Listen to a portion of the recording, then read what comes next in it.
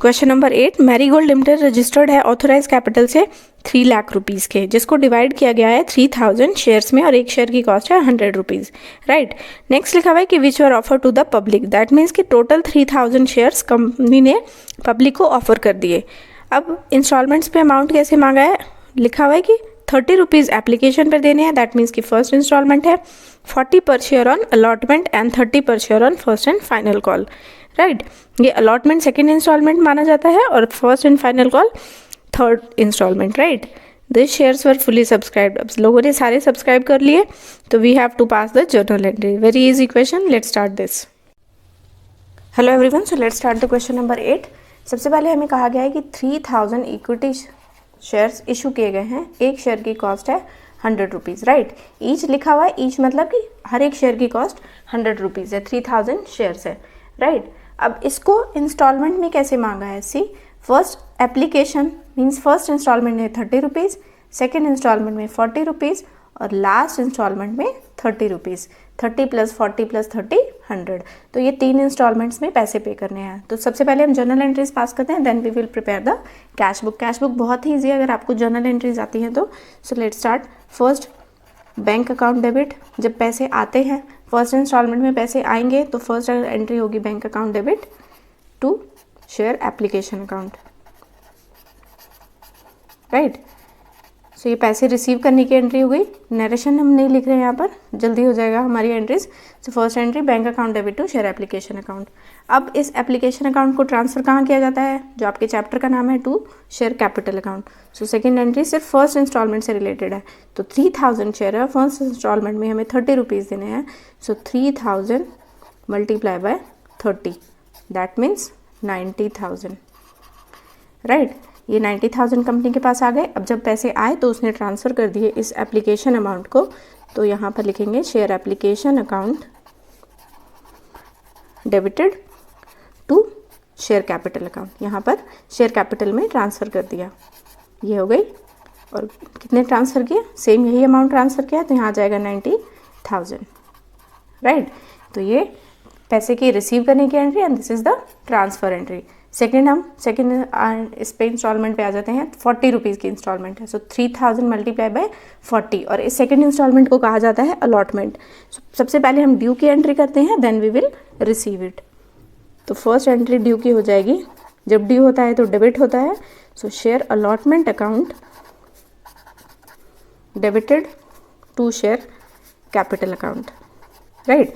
ये है आपकी ड्यू, जो पैसे अभी रिसीव नहीं हुए हैं, सिर्फ अभी आपने एंट्री पास की है। अब कितने पैसे लेने हैं आपको, 3000 × 40, दैट मीन्स 1,20,000 आपको सेकेंड इंस्टॉलमेंट के अमाउंट है आपका, अलॉटमेंट के पैसे। अब इस अलॉटमेंट को जब आप रिसीव करेंगे टाइम आने पर, तो जब रिसीव करेंगे तो फिर से क्या हो जाएगा, बैंक अकाउंट डेबिट और कौन से पैसे हैं, टू शेयर अलॉटमेंट। अलॉटमेंट के पैसे आपके बैंक में आ गए, तो बैंक में आए तो बैंक डेबिट हो गया। और ये कौन से बैंक से आए हैं, अलॉटमेंट के, तो टू शेयर अलॉटमेंट अकाउंट। और अलॉटमेंट में कितने पैसे मिले थे, 1,20,000। सो ये अलॉटमेंट से रिलेटेड फर्स्ट ड्यू की एंट्री एंड देन रिसीव की एंट्री, राइट। ये हो गई आपकी रिसीव की एंट्री। सेम ऐसे ही हम इसकी एंट्री पास करेंगे, थर्ड एंट्री हो जाएगी आपकी share first call account debit. पहले हम सेम ड्यू की एंट्री करेंगे, तो यहाँ लिखेंगे share first call account debited to share capital account. और कितने पैसे हमें रिसीव करने हैं फर्स्ट कॉल में, 3000 × 30। सो 3000 × यहाँ पर ब्रैकेट में भी लिख सकते हो आप, तो यहाँ हो जाएगा 90,000, राइट। तो ये हो गई आपकी ड्यू की एंट्री। अब सेम ऐसे ही आप इसकी रिसीव की एंट्री करोगे, यहाँ स्पेस नहीं, मैं यहाँ आपको करके दिखाती हूँ। सो फोर्थ एंट्री आपकी जो हो जाएगी, दैट मीन्स कि फर्स्ट कॉल के अमाउंट जो है वो आप रिसीव करोगे। रिसीव करने के बाद जब पैसे आते हैं तो वो क्या होता है, बैंक डेबिट। तो यहाँ लिखेंगे हम bank account debit to share, कौन से, to share first call account, to share first call, first and final call. First भी है और ये फाइनल भी है, तो आप इसको फर्स्ट एंड फाइनल कॉल भी लिख सकते हो। और सेम अमाउंट रिसीव होगा 90,000। तो ये हो गई आपकी एंट्रीज। अब आते हैं कैश बुक। कैश बुक के लिए कॉलम, कैश बुक होता क्या है, cash book first of all this is a real account. Real account, जब पैसे आते हैं तो डेबिट, जाते हैं तो क्रेडिट। अब देखिए पैसे यहाँ पर आए कहाँ पे है, फर्स्ट यहाँ बैंक अकाउंट डेबिट हुआ है, सेकेंड इंस्टॉलमेंट का यहाँ बैंक अकाउंट डेबिट हुआ है और यहाँ पर थर्ड इंस्टॉलमेंट में यहाँ बैंक अकाउंट डेबिट हुआ है, राइट। तो अब इसी की एंट्री को हम यहाँ पर ट्रांसफ़र करेंगे।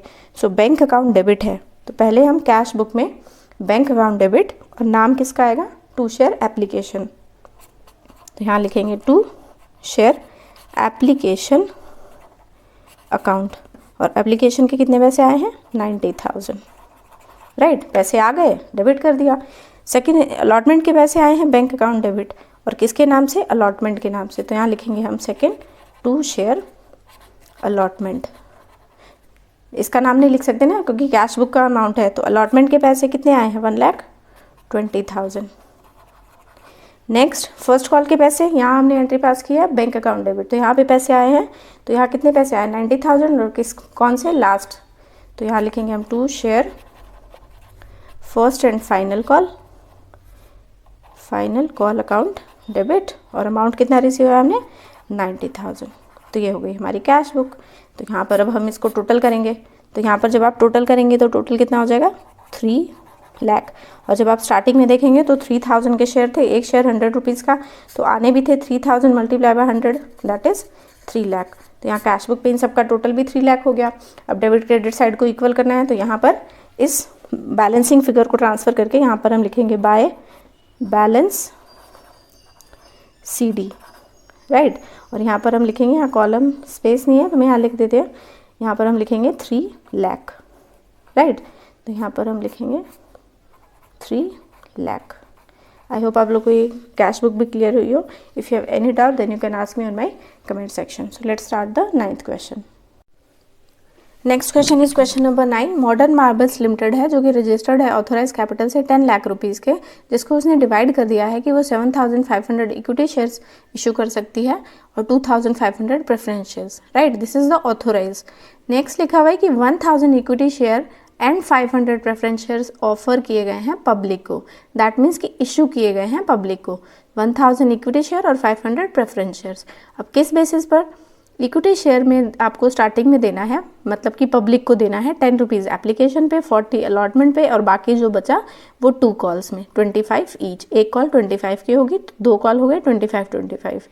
नेक्स्ट लिखा है कि प्रेफरेंस शेयर जो 500 इशू किए हैं कंपनी ने, उसमें फर्स्ट इंस्टॉलमेंट पे 25 एप्लीकेशन पे देना है, 25 अलॉटमेंट पे और बाकी 50 रुपीज़ फर्स्ट और फाइनल कॉल पे। सारे शेयर सप्लाई हो गए और कंपनी ने अलॉट भी कर दिए। Amount due was duly received. Now we have to prepare cash book, journal entries and हमें शेयर कैपिटल का अमाउंट बैलेंस शीट में शो करना है, right. So let's start the question. So let's start the 9th question. Question बहुत ही easy है, देखने में बड़ा है, बट आपको ये क्लियर होना चाहिए कि what is authorise capital and what is issued capital. So first of all हम ऑथोराइज कैपिटल की बात करते हैं। क्वेश्चन में स्टार्टिंग में दिया हुआ है ऑथोराइज कैपिटल, दैट मीन्स कि कंपनी को कितने तक शेयर इशू करने की लिमिट है, right. That is authorise capital. तो ऑथोराइज कैपिटल में कहा जा रहा है कि देखिए यहाँ 2 शेयर की बात हो रही है। शेयर्स भी 2 तरह के होते हैं, तो यहाँ पर 2 तरह के शेयर्स की बात हो रही है, एक इक्विटी शेयर है, एक प्रेफरेंस शेयर है। ये आपने 11th में पढ़ा होगा, नहीं भी पढ़ा तो कोई इशू नहीं है अगर आपको याद नहीं है। बस ये ध्यान रखिए कि शेयर्स के ही टाइप्स हैं ये। तो इक्विटी शेयर्स की अथॉरिटी है कंपनी को इशू करने की, वो 7,500 शेयर्स इशू कर सकती है at the rate of ₹100, right. और प्रेफरेंस शेयर्स की अथॉरिटी है उसे 2,500 शेयर्स की, 100 rupees each, that is authorise. Journal entries और कैश बुक में एंट्री करने के लिए हमें ऑथोराइज कैपिटल की कोई ज़रूरत नहीं होती। ये हमें क्वेश्चन सिर्फ बता रहा है, हमें पता होना चाहिए what is authorise capital. Second आ जाते हैं हम इशूड कैपिटल पर। अब यहाँ से हमारी एंट्रीज और कैश बुक डिपेंड करेगी इशू कितने किए हैं कंपनी ने, राइट। तो फर्स्ट ऑफ ऑल कह रहा है क्वेश्चन में कि इक्विटी शेयर जो इशू किए हैं कंपनी ने, दैट इज वो 1,000 है ऑफ 100 रुपीज़ ईच। जितने शेयर्स, जितने कैपिटल की रिक्वायरमेंट होती है कंपनी उतने ही शेयर्स इशू करती है, राइट। तो कंपनी को 7,500 इशू कर सकती थी, बट उसने सिर्फ 1,000 इक्विटी शेयर्स इशू किए हैं। अब इस 100 रुपीज़ को उसने इंस्टॉलमेंट में मांगा है, that is first instalment application amount पे 10 रुपीज़, सेकेंड अलॉटमेंट पे 40 रुपीज़, थर्ड पे 25 एंड लास्ट में 25, राइट। ये इंस्टॉलमेंट्स है। सेकेंड कह रहा है कि इशूड किए हैं कंपनी ने preference shares, right. Preference shares की लिमिट थी 2,500 की, बट कंपनी ने सिर्फ 500 शेयर्स इशू किए हैं ऑफ 100 रुपीज़ ईच। और इसको भी उसने एक साथ नहीं मांगा, उसने कहा है फर्स्ट आप 25 देना, देन 25 एंड लास्ट में आप 50 रुपीज़ देना, राइट। ये हमारा क्वेश्चन कह रहा है। जब क्वेश्चन क्लियर हो जाता है तो जर्नल एंट्रीज और कैश बुक बहुत ही ईजी हो जाते हैं। तो जर्नल एंट्रीज बताते जाएंगे और साथ में मैं आपको कैश बुक कैसे प्रिपेयर करना है ये हम आपको क्लियर करेंगे। कैश बुक एक रियल अकाउंट होता है, पैसा आया तो डेबिट, गया तो credit. So first of all make the format. So let's start the cash book.